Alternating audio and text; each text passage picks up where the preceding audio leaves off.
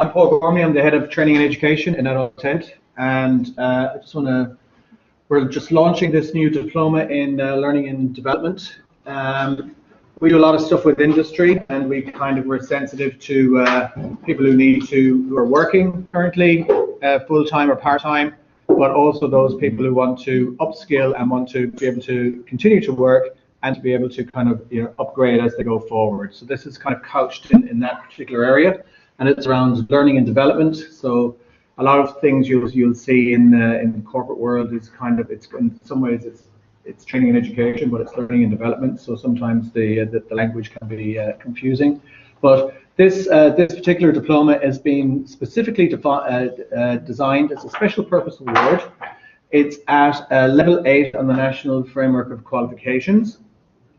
It's for 30 credits, so it's not a major award. A major award would be say 45 or 90 or 180. So this is very specific. It's part-time. It's scheduled to go over a year, and you do 3 modules only in this particular area. It's very focused on the area of learning and development. So just yes. Yeah, sure. Yeah, okay. Make sure that they can hear you. Yeah, sure. Yeah, if you wouldn't mind, Bonnie. Okay, so as you'll know yourselves, the economy is kind of coming up, and there's a lot of I suppose the economy is very dynamic at the moment. So there's lots of issues around skill shortages, being relevant in your own particular fields, having to upgrade all the time your competencies. We're kind of very much driven by the data that underpins that. So like through the national skills strategy, for example, and looking at the regional skills reports, and we tie in with the Western region kind of forum here. We're also mindful of people trying to, there's a whole lot of new frameworks coming out around different types of competencies. So, and say, for example, if you're a midwife, back in the day, you wouldn't have to have any kind of ongoing CPD, but now you have to do that. So if you're an engineer, you'll have to reaccredit every year for 30 credit for 30 hours of CPD with Engineers Ireland, and that's a kind of a trend that we're seeing coming through. So we work a lot with industry to kind of to support this. But when you're kind of sitting out there and you're thinking, right, you're here, you're at this event to kind of scope out where you might want to go next. Sometimes it's very difficult to see the wood from the trees, because you can see that downstairs there's a huge diversity of different things that you could do, and you really want to make sure that you're making the right decision when you want to go to your next steps. So we're kind of here to try and guide you through that, and particularly around future-proofing your capabilities. There's lots of tensions around sort of things becoming more digital and, having different sorts of compliance.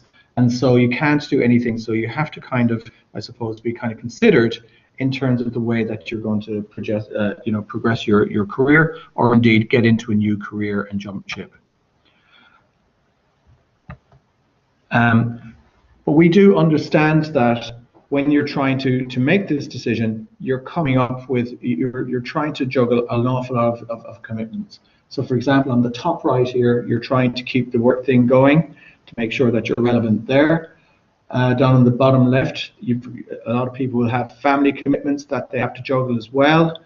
And you can see on the top right that all of us are really time poor. We don't have the luxury of kind of walking around like for 3 months trying to find something here.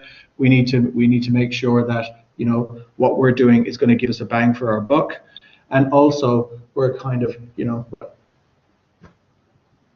a lot of you may not be this way, but some of us are financially challenged, and we need to make sure that we're making the the right investment in ourselves, and because that always means that something has to give if you need to commit to some further education and CPD. So the question is there a continuing professional development program that works for me? Of course there is. It's here at NUIG. And the one that we're looking at here is the Diploma in Learning and Development. So what we do in our centre is we're kind of mindful of the following, I suppose, criteria or the philosophy in terms of when we're delivering courses to you, what do we keep in mind? So for this particular diploma, this is timely because it's scheduled that it can be completed in one academic year.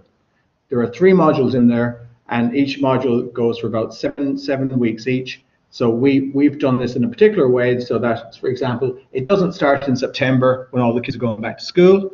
It doesn't run in December when people are kind of ramping down or they're at a pressure point when it comes to budgets or whatever it might be. So you can complete this in 1 year.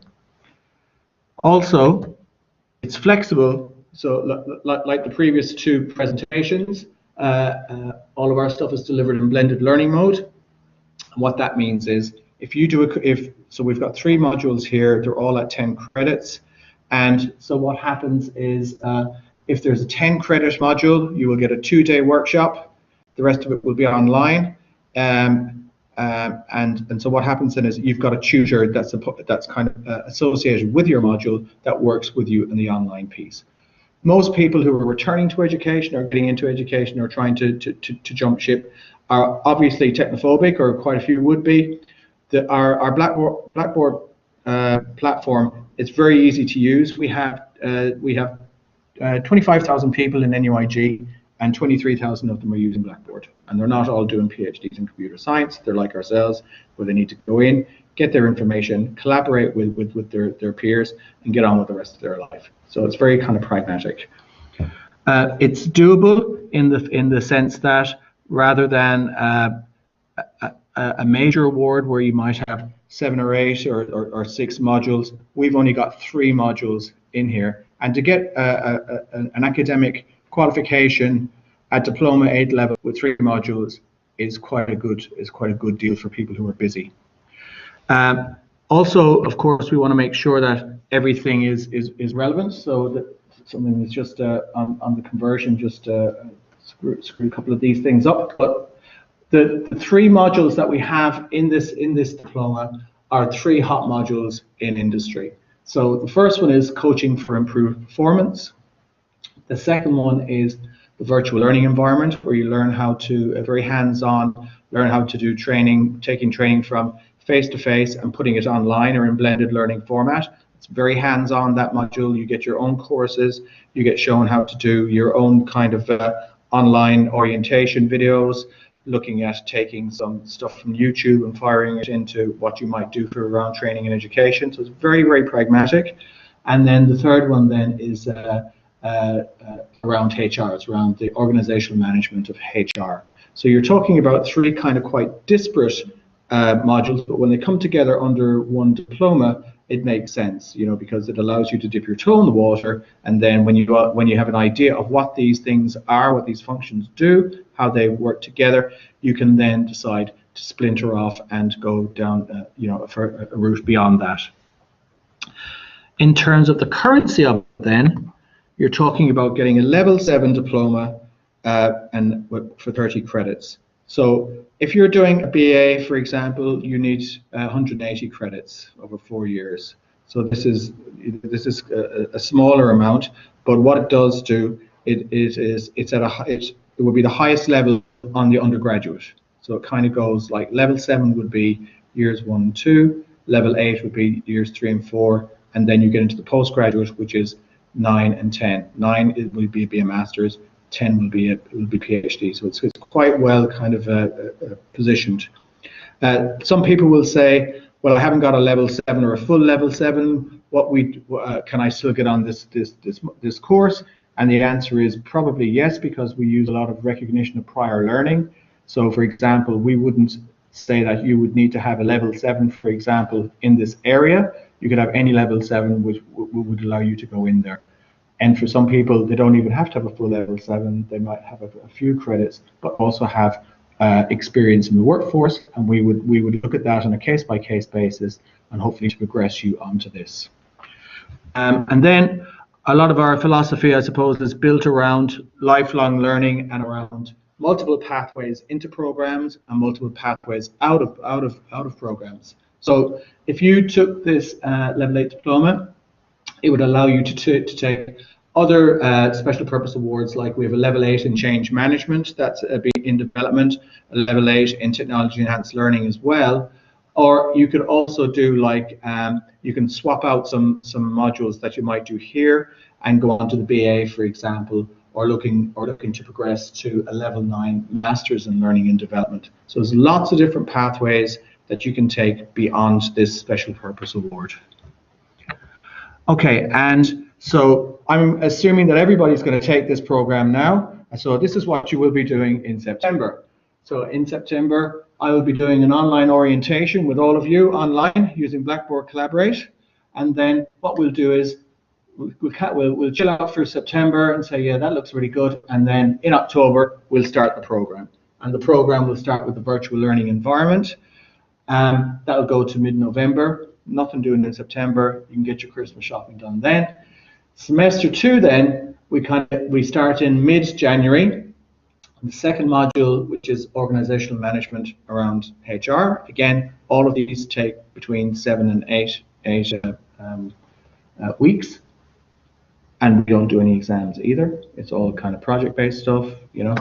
And then we go on to mid-March to the end of April, and that will be coaching for improved performance. And that's a really excellent module, because what the tutor does is he brings in teams of other coaches, and what they have is they do in an afternoon, they get into different groups, and then if you're in the class, one group you'll be the coach, and you'll be kind of coaching somebody.